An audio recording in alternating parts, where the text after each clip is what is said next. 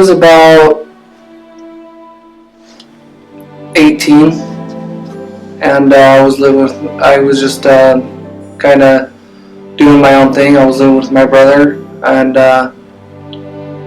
just working and living with my brother. So I just, even though he went to church every week, I went maybe a few times, but then after I left from my brother's home, I didn't go back to church. I first knew Brother Ritter, I'm going to call him Rob, back in 2002.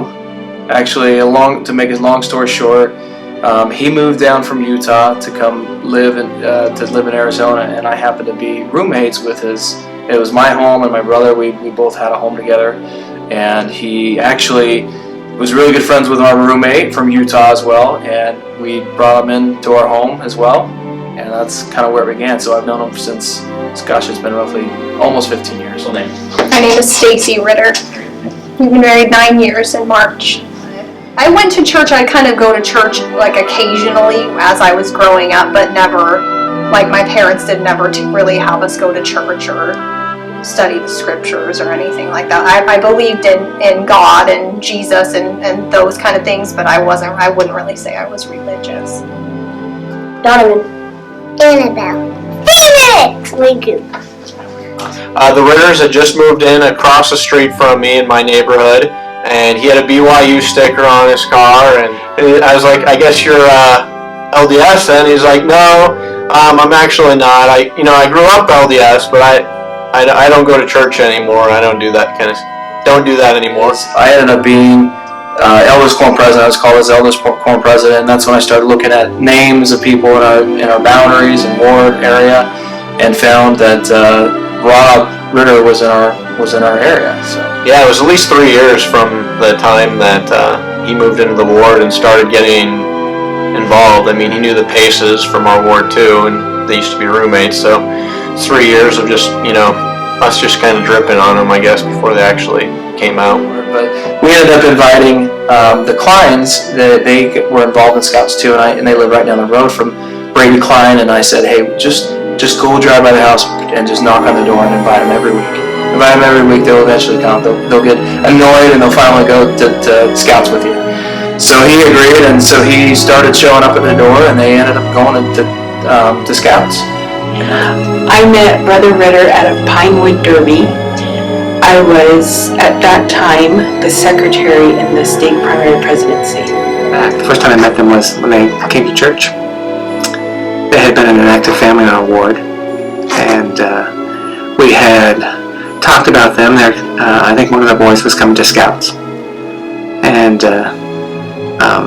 having my counsel live right across the street, he had gone over there a few times and invited them to come to church, and they were not that interested in coming to church at the time.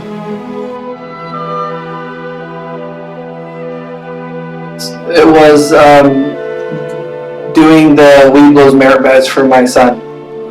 We needed to go to a temple, cathedral, something, or talk with a religious leader for him to get the Weeblos Merit Badge. And it just so happened to be the Gilbert Temple was open to the public. So his Weeblos leader got us tickets, and we went together, her family and our family. And when I was active in the church when I was younger, we would go do baptisms for the dead, and that was my fondest memories of the church and doing those types of things. And when I saw the baptismal font and we walked right into the room, I just felt the Holy Ghost tell me it was time to come back. And that's kind of got the ball rolling for me, and that's what got me thinking. And I mean, when you hear the Holy Ghost talking and saying to me, it's time to come back, just like I'm sitting here talking to you, that's as clear as day as I remember it being. And so that's powerful when you can hear the Holy Ghost tell you something like that. and I knew it. I knew then I was coming back.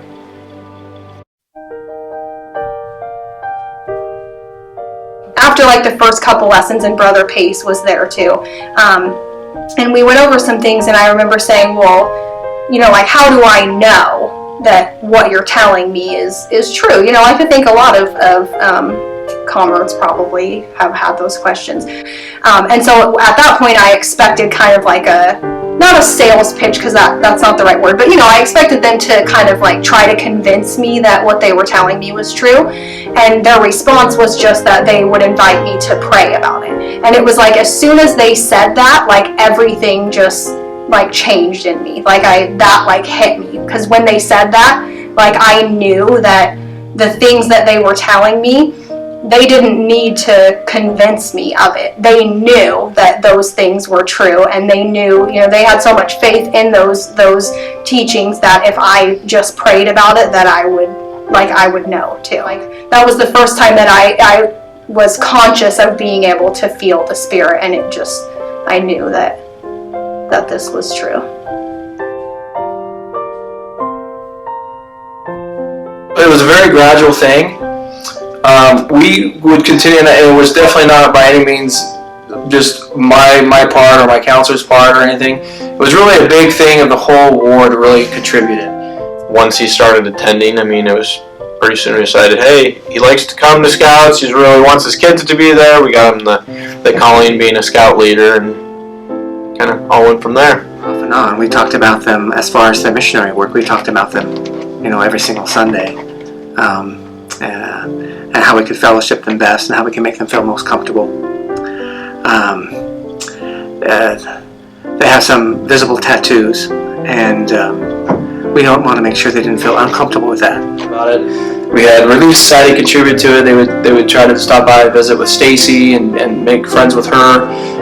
Primary president would also either send people on her behalf or go out and make sure that the kids got to know some of the people in primary. It truly was, everybody contributed, from Scouts to Ellis Quorum. Everyone was good, treated them well when it came to church.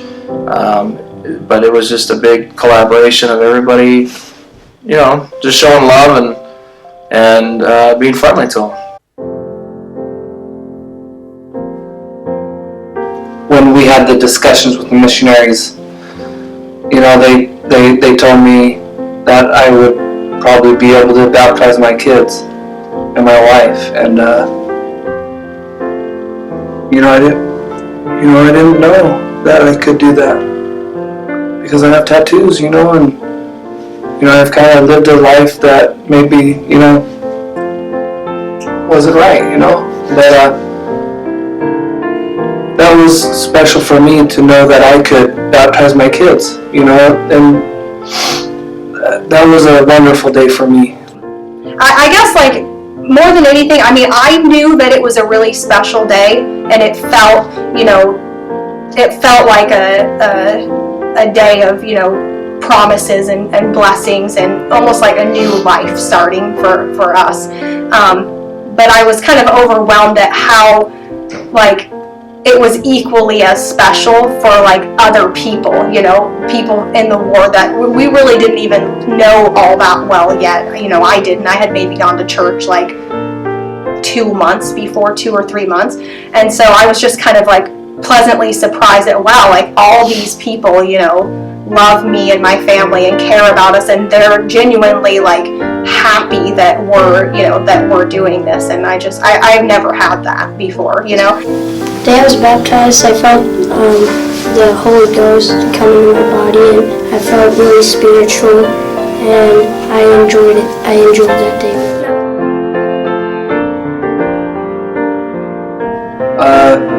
Me and my wife are getting our endowments on the 1st, and I never saw this day coming, and then the following day we will be sealed as a family forever, for eternity, and that's really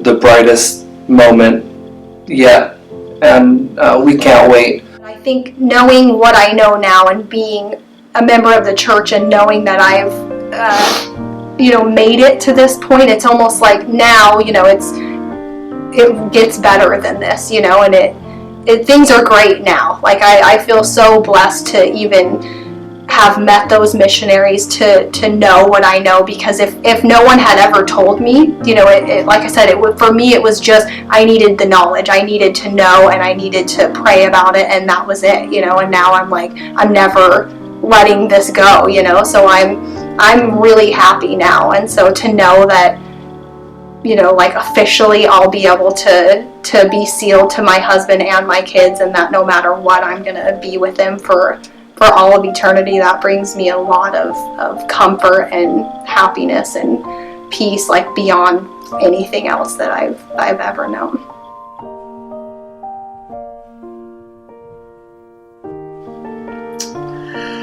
Well, you just keep trying and praying for them, and eventually it'll happen. Not to judge a book by its cover.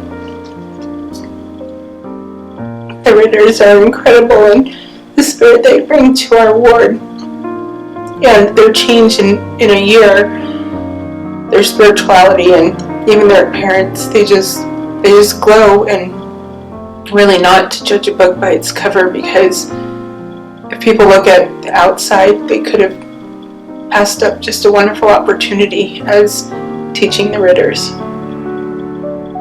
You got to be that little pest, and just keep not too much where you scare them away, but keep in touch with them. Always be persistent, and I think if you continue to be their friend and not care, not just move on to the next person, it'll eventually happen in God's time. And definitely don't give up. You can't give up. Continue to do you magnify your calling. Be their friend.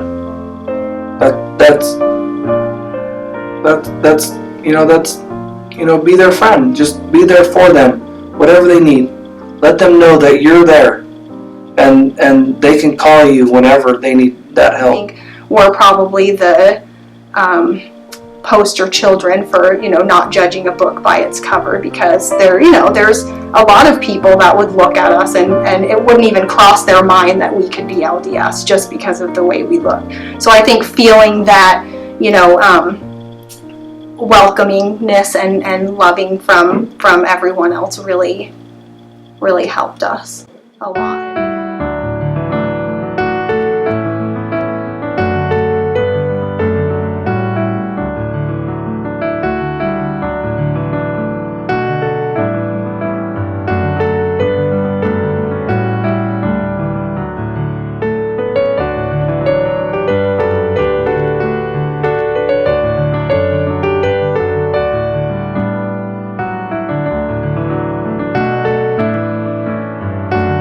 Our family can be together forever.